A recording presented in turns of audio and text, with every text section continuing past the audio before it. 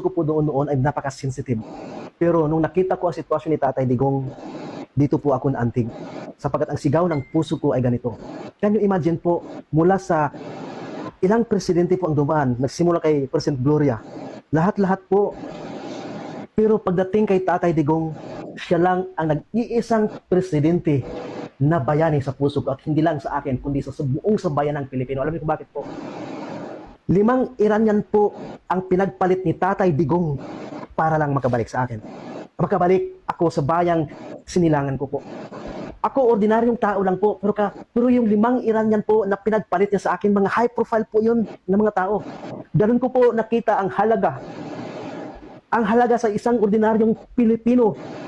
Pero binuwis ni Tatay Digong ang kanyang buhay, pagpalit lang ako noon para ako makabalik. Kaya po, sa dinanas ko noon, napakasakit. Ang tagal kong natahimik. Pero ngayon lumabas na papalong. Bakit? Kasi ang dinanas ko sa Iran, sa bansang dayuhan na pinagkait sa akin ang kalayaan. Pinagpalit ni Tatay Digong yun. Ang banya, 5 banyaga. Pero napakasakit sa akin ngayon po.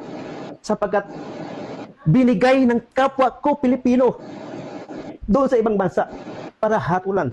Kaya ko po dito nananawagan sa buong bansa, hindi nakikita ng makaramihan, lalo na yung against sa kanya.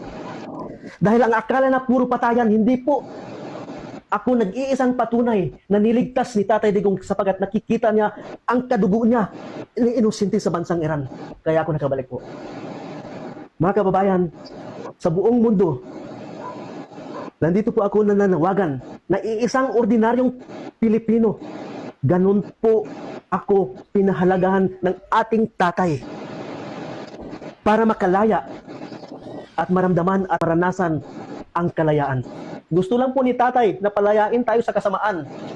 At alam po ng lahat kung gaano po niya pinapahalagahan ang ordinaryong Pilipino, tayo, laban sa kasamaan.